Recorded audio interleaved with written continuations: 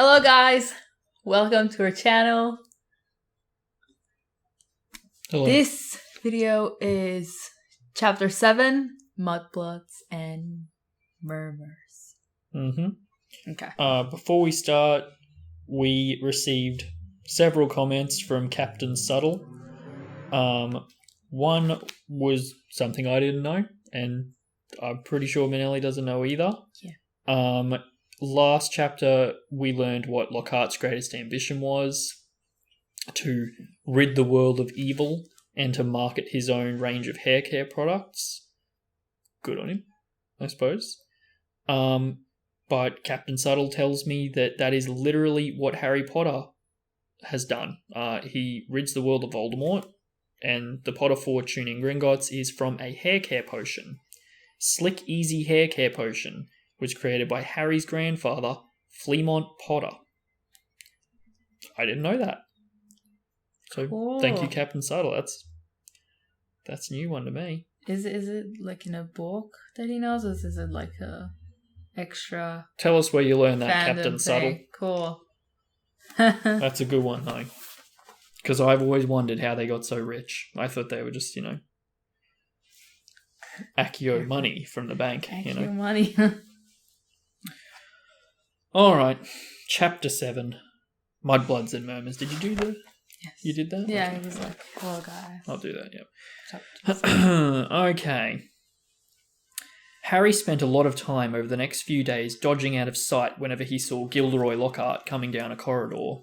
Harder to avoid was Colin Creevey, who seemed to have memorised Harry's timetable. Nothing seemed to give Colin a bigger thrill than to say, "All right, Harry," 6 or 7 times a day, and hear, "Hello, Colin," back, however exasperated Harry sounded when he said it. Hedwig was still angry with Harry about the disastrous car journey, and Ron's wand was still malfunctioning, surpassing itself on Friday morning by shooting out of Ron's hand in charms and hitting tiny old Professor Flitwick squarely between the eyes, creating a large, throbbing green boil where it had struck. So, with one thing and another, Harry was quite glad to reach the weekend. He, Ron, and Hermione were planning to visit Hagrid on Saturday morning. Harry, however, was shaken awake several hours earlier than he would have liked by Oliver Wood, captain of the Gryffindor Quidditch team. "What's the matter?" said Harry groggily. "Quidditch practice," said Wood. "Come on." Harry squinted at the window. There was a thin mist hanging across the pink and gold sky. Now he was awake. He couldn't understand how he could have slept through the racket that the birds were making. "Oliver," Harry croaked, "it's the crack of dawn." "Exactly," said Wood. He was a tall and burly 6th year, and at the moment his eyes were gleaming with a mad enthusiasm. "It's part of our new training program. Come on, grab your broom and let's go," said Wood heartily. "None of the other teams have started training yet. We're going to be first off the mark this year." Yawning and shivering slightly, Harry climbed out of bed and tried to find his Quidditch robes. "Good man," said Wood. "Meet you on the pitch in 15 minutes. When he'd found his Scarlet Team robes and pulled on his cloak for warmth, Harry scribbled a note to Ron explaining where he'd gone and went down to the spiral staircase to the common room, his Nimbus 2000 on his shoulder. He had just reached the portrait hole when there was a clatter behind him and Colin Creevey came dashing down the spiral staircase, his camera swinging madly around his neck and something clutched in his hand. "I heard someone saying your name on the stairs, Harry. Look what I've got here. I've had it developed. I wanted to show you." Harry looked bemusedly at the photo. Colin was brandishing under his nose. A moving black and white Lockhart was tugging hard on the arm Harry recognised as his own. He was pleased to see that his photographic self was putting up a good fight and refusing to be dragged into view. As Harry watched, Lockhart gave up and slumped panting against the white edge of the picture. "Will you sign it?" said Colin eagerly. "No," said Harry flatly, glancing around to check that the room was really deserted. "Sorry, Colin. I'm in a hurry. Quidditch practice." He climbed through the portrait hole. "Oh, wow, wait for me." Does he feel like he's very important right now? No, he's just annoyed. He's like, "Get away from me, you little freak." Is that how like celebrities get so annoyed? Yeah, with the paparazzi. It's just like, come on, leave me Yeah, alone. but that's different. That's like an innocent friend. Okay, it's okay. I think they'd get tired of it. Okay. He climbed through the portrait hole. "Oh, wow, wait for me. I've never watched a Quidditch game before." Colin scrambled through the hole after him.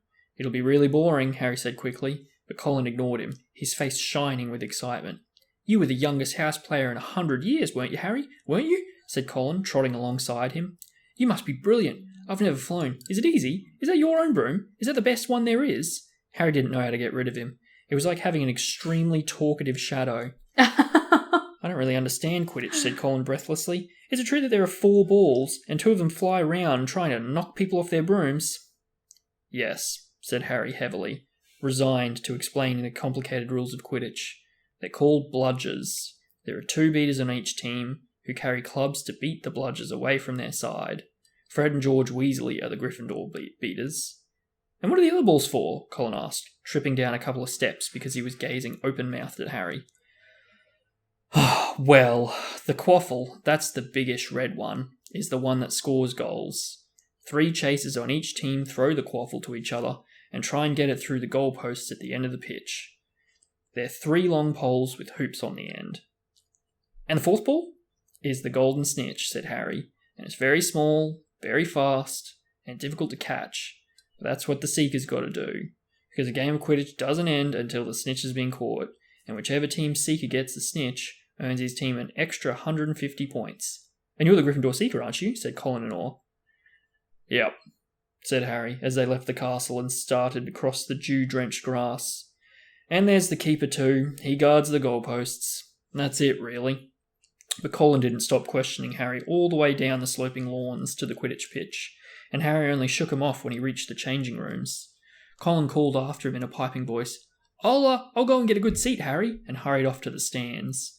The rest of the Gryffindor team were already in the changing room.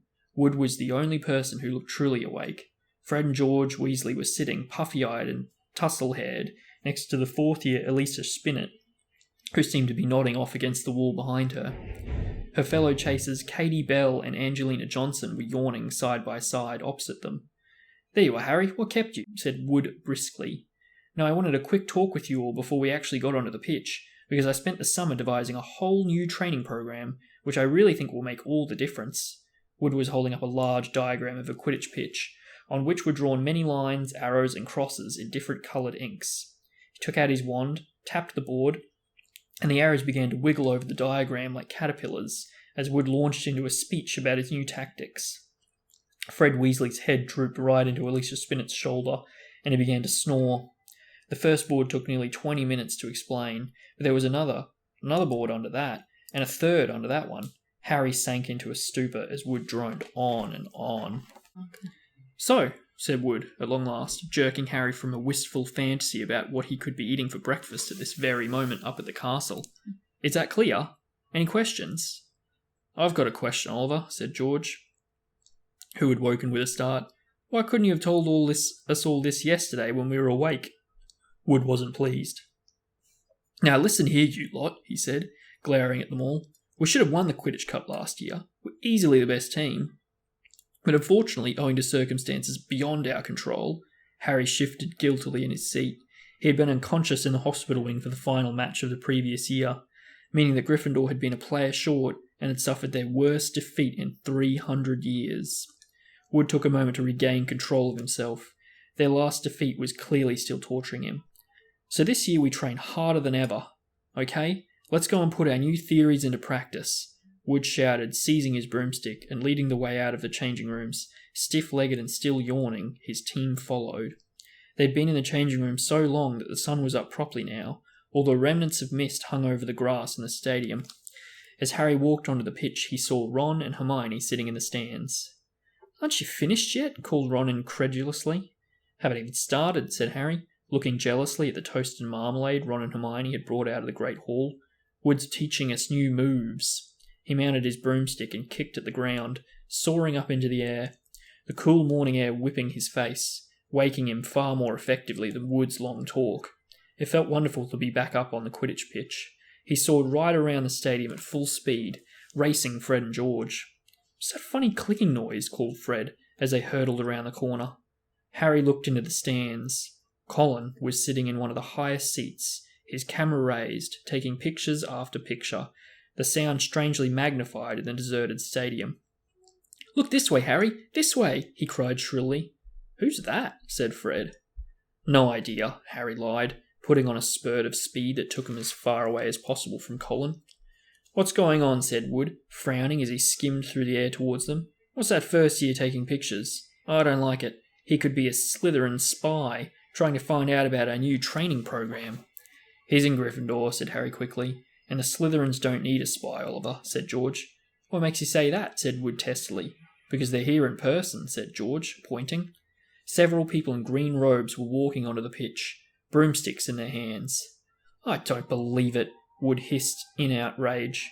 "I booked the pitch for today. We'll see about this." Wood shot towards the ground, landing rather harder than he meant to in his anger, staggering slightly as he dismounted. Harry, Fred and George followed. "Flint," Wood bellowed at the Slytherin captain. "This is our practice time.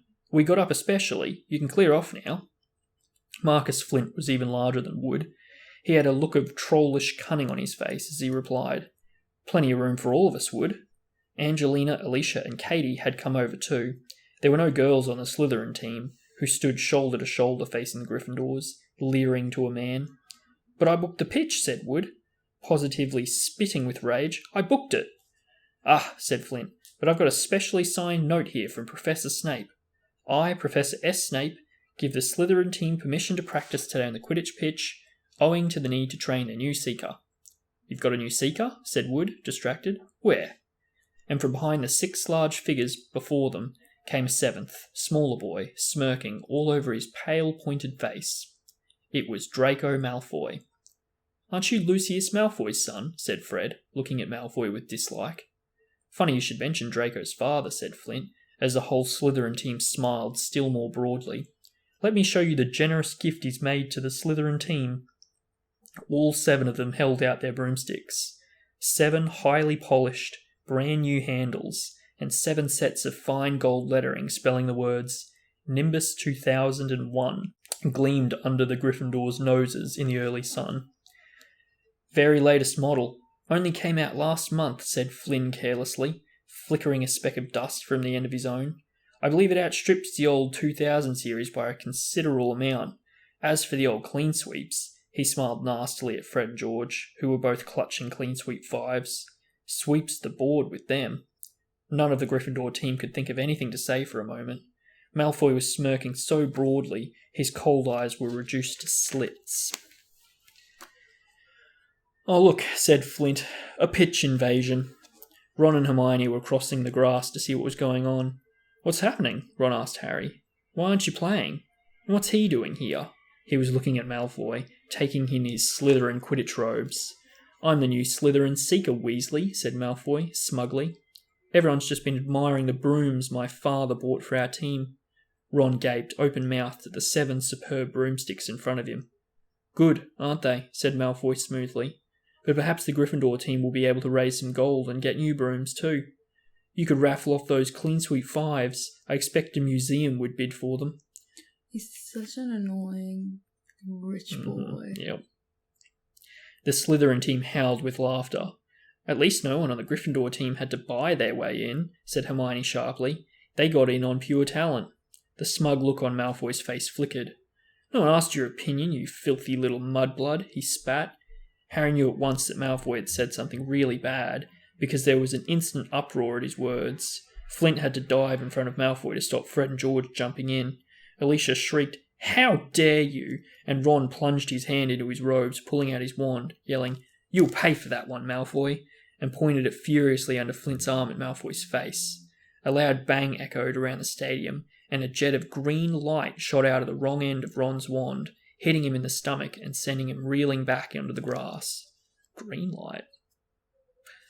I only know one other spell that has green light. Ron, are you alright?" squealed Hermione. Ron opened his mouth to speak, but no words came out. Instead, he gave an almighty belch, and several slugs dribbled out of his mouth onto his lap. Oh, that's the worst bit of Harry Potter. Ugh. The Slytherin team were paralysed with laughter. Flint was doubled up, hanging onto his new broomstick for support. Malfoy was on all fours, banging the ground with his fist. The Gryffindors were gathered around Ron, who kept belching large, glistening slugs. Nobody seemed to want to touch him. "We'd better get him to Hagrid's. It's nearest." said Harry to Hermione, who nodded bravely, and the pair of them pulled Ron up by the arms. What happened, Harry? What happened? Is he ill? But you can cure him, can't you? Colin had run down from his seat and was now dancing alongside them as they left the pitch. Ron gave a huge heave and more slugs dribbled down his front. Ooh, said Colin, fascinated, and raising his camera. Can you hold him still, Harry? Get out of the way, Colin, said Harry angrily. He and Hermione supported Ron out of the stadium. That's exactly like paparazzi. Mm-hmm. Like, ooh, you're vulnerable. Like, oh, you're in pain and you're sad. Click. Nearly there, Ron, said Hermione, as the gamekeeper's cabin came into view. You'll be all right in a minute. Almost there. They were within 20 feet of Hagrid's house when the front door opened, but it wasn't Hagrid who emerged. Gilderoy Lockhart, wearing robes of palest mauve today, came striding out. Quick, behind here, Harry hissed, dragging Ron behind a nearby bush. Hermione followed somewhat reluctantly. It's a simple matter if you know what you're doing, Lockhart was saying loudly to Hagrid. If you need help, you know where I am. I'll let you have a copy of my book. I'm surprised you haven't already got one. I'll sign one tonight and send it over. Well, goodbye. And he strode away towards the castle. That's how business people are. This is a thing that I make. Here we go. Like, while you're talking. Harry waited until Lockhart was out of sight, then pulled Ron out of the bush and up to Hagrid's front door. They knocked urgently. Hagrid appeared at once, looking very grumpy, but his expression brightened when he saw who it was. Been wondering when you'd come to see me. Come in, come in. Thought you might have been Professor Lockhart back again. Harry and Hermione supported Ron over the threshold into the one-roomed cabin, which had an enormous bed in one corner, a fire crackling merrily in another.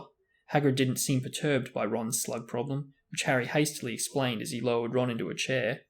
Better out than in, he said cheerfully, plonking a large copper basin in front of him.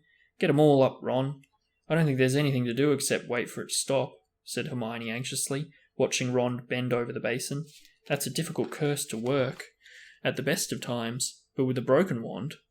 Hagrid was bustling around, making them tea. His boarhound Fang was slobbering over Harry.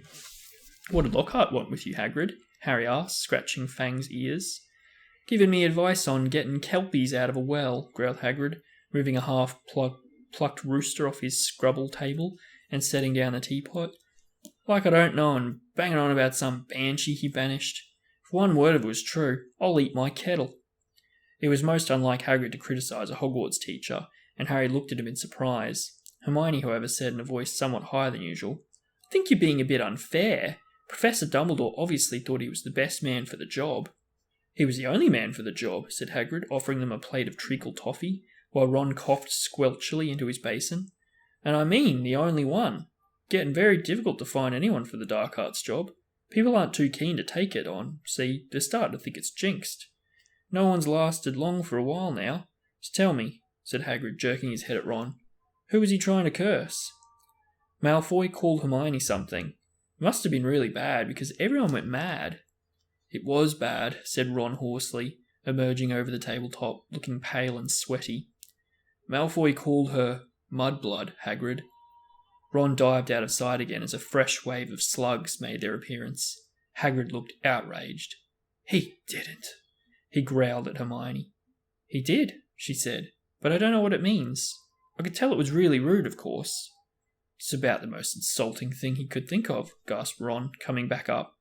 Mudblood's a really foul name for someone who was muggle-born, you know? Non-magic parents. There are some wizards like Malfoy's family who think they're better than everyone else because they're what people call pure blood. He gave a small burp. You know what? I see this as like racism in Harry Potter's world. Mm-hmm. Like, this is a form of it. Like, you're bad because, like, you were born that way or this way, right? You see it that way? So? Okay. They're awful. Yeah. Slytherins.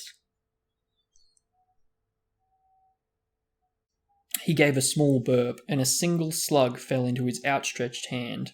He threw it into the basin and continued. I mean, the rest of us know it doesn't make any difference at all. Look at Neville Longbottom. He's pure blood, and he can hardly stand a cauldron the right way up. And they haven't invented a spell our Hermione can't do, said Hagrid proudly, making Hermione go a brilliant shade of magenta. It's a disgusting thing to call someone, said Ron, wiping his sweaty brow with a shaking hand. Dirty blood. See? Common blood. It's mad. Most wizards these days are half-blood anyway. If we hadn't married muggles, we'd have died out. He retched and ducked out of sight again. Well, I don't blame you for trying to curse him, Ron, said Hagrid loudly over the thuds of more slugs hitting the basin. But maybe it was a good thing your one backfired.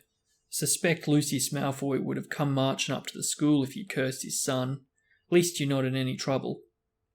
Harry would have pointed out the trouble didn't come much worse than having slugs pouring out of your mouth. But he couldn't. Hagrid's treacle toffee had cemented his jaws together. Harry, said Hagrid suddenly, as though struck by a sudden thought, got a bone to pick with you. I've heard you've been giving out signed photos. How come I haven't got one? Furious, Harry wrenched his teeth apart. I haven't been giving out signed photos, he said hotly, if Lockhart's still putting that about. But then he saw that Hagrid was laughing. I'm only joking, he said, patting Harry genially on the back and sending him face first into the table. I know you hadn't really. I told Lockhart you didn't need to. You're more famous than him without trying. But he didn't like that, said Harry, sitting up and rubbing his chin. Don't think he did, said Hagrid, his eyes twinkling. And then I told him I'd never read one of his books, and he decided to go. Treacle toffee, Ron, he added, as Ron reappeared. No thanks, said Ron weakly. Better not risk it. Come on, see what I've been growing, said Hagrid, as Harry and Hermione finished the last of their tea. In a small vegetable patch behind Hagrid's house were a dozen of the largest pumpkins Harry had ever seen. Each was the size of a large bowler. Getting on well, aren't they? Said Hagrid happily. For the Halloween feast. Should be big enough by then. What have you been feeding them? Said Harry. Hagrid looked over his shoulder to check that they were alone. Well, I've been giving them, a bit of help. Harry noticed Hagrid's flowery pink umbrella leaning against the back wall of the cabin. Oh, he's cute. Yeah. Harry had reason to believe before now that this umbrella was not all it looked. In fact, he had the strong impression that Hagrid's old school wand was concealed inside it. Hagrid wasn't supposed to use magic. He had been expelled from Hogwarts in his 3rd year. But Harry had never found out why. Any mention of the matter, and Hagrid would clear his throat loudly and become mysteriously deaf until the subject was changed. An engorgement charm, I suppose, said Hermione, halfway between disapproval and amusement.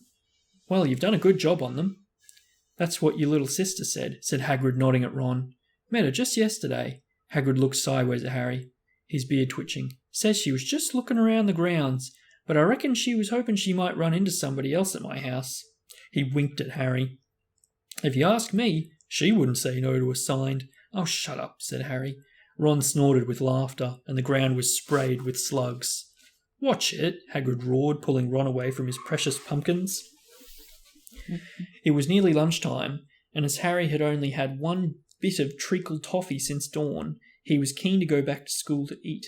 They said goodbye to Hagrid and walked back up to the castle, Ron hiccuping occasionally, but only bringing up 2 very small slugs. They had barely set foot in the cool entrance hall when a voice rang out. There you are, Potter, Weasley. Professor McGonagall was walking towards them, looking stern. You will both do your detentions this evening. What are we doing, Professor? Said Ron, nervously suppressing a burp. You will be polishing the silver in the trophy room with Mr. Filch, said Professor McGonagall. And no magic. Weasley, elbow grease. Ron gulped. Argus Filch, the caretaker, was loathed by every student in the school. And you, Potter, will be helping Professor Lockhart answer his fan mail, said Professor McGonagall. Oh no, can't I go do the trophy room too? Said Harry desperately. Certainly not, said Professor McGonagall, raising her eyebrows. Professor Lockhart requested you particularly. 8 o'clock sharp, both of you. Harry and Ron slouched in the great hall in states of deepest gloom, Hermione behind them, wearing a well did you break the school rules sort of expression. Harry didn't fancy his shepherd's pie as much as he'd thought. Both he and Ron felt they'd got the worst deal. Filcher had me there all night, said Ron heavily. No magic. There must be about 100 cups in that room. I'm no good at muggle cleaning. I'd swap any time, said Harry hollowly. I've had loads of practice with the Dursleys. Answering Lockhart's fan mail. He'll be a nightmare. Saturday afternoon seemed to melt away. In what seemed like no time, it was 5 minutes to 8, and Harry was dragging his feet along the second-floor corridor to Lockhart's office. He gritted his teeth and knocked. The door flew open at once. Lockhart beamed down at him. "Ah, here's the scallywag," he said. "Come in, Harry, come in." Shining brightly on the walls by the light of many candles were countless framed photographs of Lockhart. He had even signed a few of them. Another large pile lay on his desk. "You can address the envelopes," Lockhart told Harry, as though this was a huge treat. "This first one's to Gladys Goodgan. Bless her, huge fan of mine." The minutes snailed by. Harry let Lockhart's voice wash over him, occasionally saying, and right, yeah. Now and then he caught a phrase like, "Fame's a fickle friend, Harry," or "Celebrity is as celebrity does." Remember that.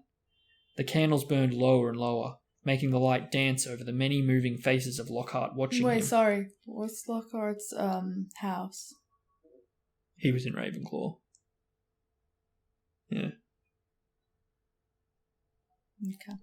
He sounds like a Slytherin because he loves himself. I mean, I think Ravenclaws love themselves too. True? Yeah. Okay. Harry moved his aching hand over what felt like the 1,000th envelope, writing out Veronica Smethly's address. Must be nearly time to leave, Harry thought miserably.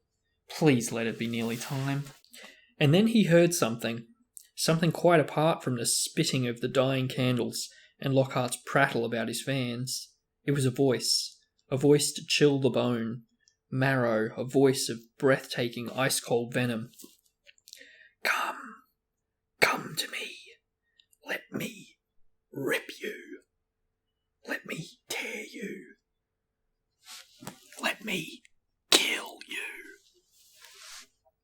Harry gave a huge jump, and a large lilac blot appeared on Veronica Smethly's street.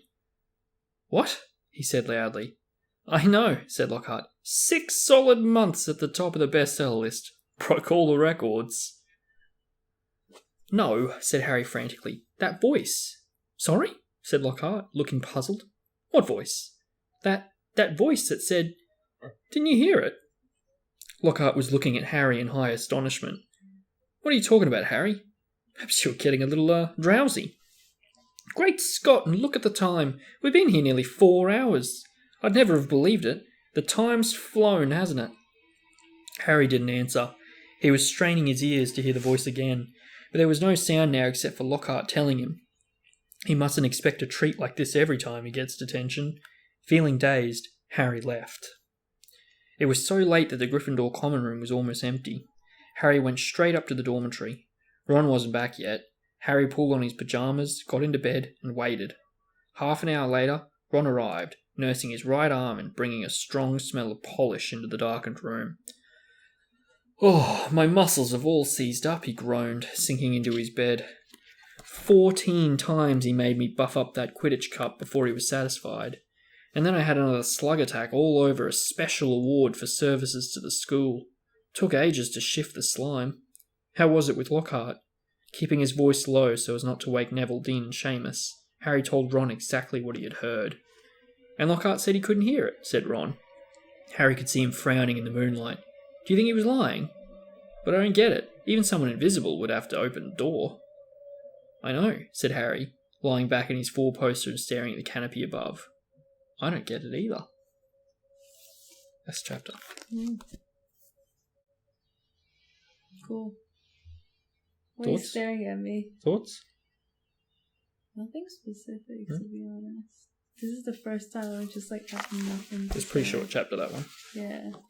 Not that it was short, but like most of it was in the movie, so I don't have anything to say. mean, there were little differences. Like, they actually did get on the Quidditch pitch and did train a bit.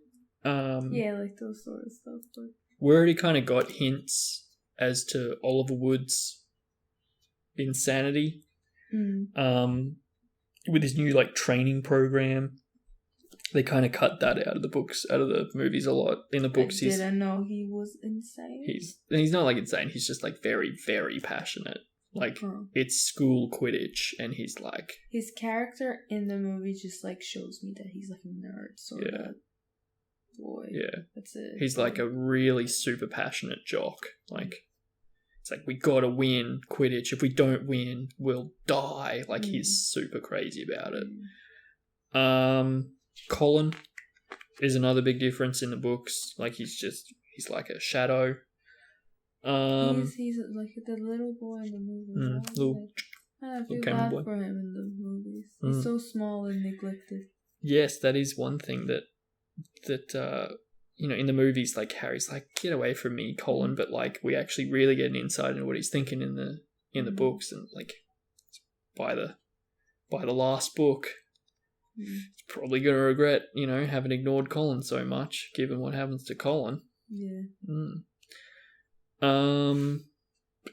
Hagrid kind of meeting Gilderoy for the first time and just immediately going, this guy's full of it. I love Hagrid for that. Hagrid just immediately knows. I just love Hagrid. Hagrid's the cutest. It's funny how Hagrid's like one of the people that's like, for lack of a better word, stupid in the books. Yeah, do you remember the TikTok I showed you that said Hagrid was one of the most intelligent people in Hogwarts because of this and that and this? Maybe he was, because he's just immediately seen I don't think he's the most intelligent because he's done stuff, but like he's done stupid stuff, but it still doesn't mean he's stupid. I think he is an intelligent people that just likes his humble, nice space, so he doesn't want to like be the professor or like the head of school, so he's just like, oh, I'm gonna take care of Harry and I'm just gonna bully Lockhart.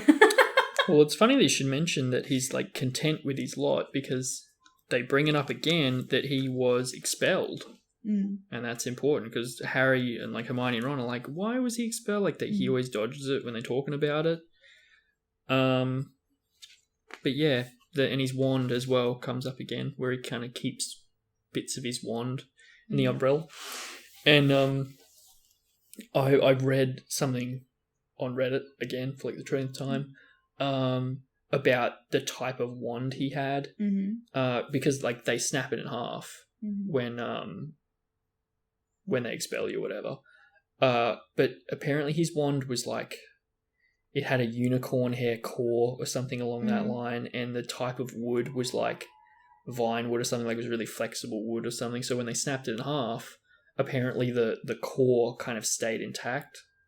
I don't know if it was unicorn hair, but like the core was still intact and the wood was like split, but like still kind of joined somehow. So even though it was split, it still kind of worked a little bit. And so he just like chucked it in his umbrella and just like he kind of uses his umbrella now as his wand. That's what I've heard. I don't know if that's actually so confirmed. Yeah, Malfoy's father buying all the brooms. Nimbus 2001s. That's a lot of money, because I know at the end of the next book, when Harry gets the firebolt, and like people are like, whoa, firebolts are so expensive, and it's like a thing where Malfoy like can't even afford a firebolt. Like, my dad wouldn't get me that broom; it's too expensive. Like, he just bought all these Nimbus 2001s, and yet like, so brooms are expensive, right? Yeah. Malfoy just went and bought 7 of these brooms. When he says my dad can't afford it, it doesn't mean like my dad can't actually afford it. He means that he doesn't want to get this from me, so I won't be much of a brat that I am, Yeah, maybe his dad got a little bit sick of him by that point. And like, that's what I was thinking. Maybe I wish this was a wake-up call for Harry to buy a wand for Ron. Or brooms, or anything, Just get him something, No, seriously, the wand is just like... Yeah, the wand's super But thank important. God the wand messes up... Not only the wand stuffing up, but the fact that, like, he's had it thrown in his face, they're like, oh, wow, so money's like, you just throw that around. Also, the Slytherin team doesn't have any girls in it. Which is like they're all big burly men, and it's like, whoa. I think that's J.K. Rowling's way of saying like they're like misogynistic. I don't like that. I'm a Slytherin. I'll kick their asses. You're a female Slytherin though. Yeah, no. Go in and be like. That did make me think though that because there's girls on the Gryffindor team. In fact, like a majority of like because Harry's a seeker, and look, realistically, all the tactics that Oliver would have been talking about would have just, Harry wouldn't care because his job is literally just get the snitch. Also, what a horribly designed game. I was gonna say it's cool, but like, yeah. I mean, if you took away the snitch, then okay, it'd be kind of cool, you know. But like, just the whole snitch thing is like, you have to get that until the game is over. No, the game can be 90 minutes. At the Quidditch World Cup and the Goblet of Fire, like the most ridiculous thing happened. I can't wait till we get. I think it's stupid. I probably have told you before. One thing went for like days and stuff. We have a Quidditch book that we're gonna like do after we finish all the books. But you know how Oliver Wood like came and woke Harry up in his dorm, right? Yeah. Yeah. How did he do that for the girls? Because they have They just went to I think they talk about it in the first book where like they do where they say you can't go into the girls' dorms. Like if a boy tries the stairs, you fall, right? So how did Oliver Wood go and wake up the girls? Maybe he had permission because he was like the head of the captain or something. Like the captain of the Quidditch team. So he went to Professor McGonagall and went, can I go up to the girls' dormitory to talk Quidditch? Yeah. Like, that's not believable, but it is almost believable because it's Oliver Wood, and McGonagall would be like, yeah, you genuinely are going up there just for Quidditch. Yeah, that's fair. Okay. He really is a bit of a loser. The slug part is the grossest part, and I was like, okay, the drawings are wrong. Filch. So Harry goes to do his detention with Professor Lockhart, and Ron goes to do his detention with Filch, and he's cleaning the trophies. And there's actually a couple of things I noticed there. So he's not allowed to use magic while he's cleaning the trophies, but that kind of reminds you that like Filch doesn't use magic to clean trophies either. And it's been a thing where like in the first book there's like a prank that happens and Filch has to clean it with like a mop or something. And again, it's just another time where they're like, you're unsure if Filch can use magic, and we're not supposed to know yet, but Filch is actually a what are they called again? Jay told me the ones that can see the wizard stuff, but then cannot do wizard stuff. It's a like squib. That, just hit me. The neighbor, Harry's neighbor thing. Yeah. Mrs. Fig is also a squib. Yeah. And it's just like, this is another hint that's like, can that guy do magic? Like, what's he doing here? You know? But also interestingly, when Ron's on detention, he says like he has like a second like spew of slugs and stuff like that. Yeah. But he says he vomits up on the special award for services to the school. That award was given to Voldemort. Ooh, it's a throwback. So they'll talk about it later on in the book, but this is like they just mention the special awards for services to the school, but that award is given to Voldemort for some reason that we'll later learn. So it's just like another little, I don't know. Cool. And that was literally the last thing I noticed. He threw up on the He threw up on that trophy, and then he had to clean it for ages. Nice. Yeah. Good job, Ron. But yeah, that's the last thing I noticed. Okay. That's the end of the chapter. Thank you for watching. Bye-bye. See ya. See ya. Cool.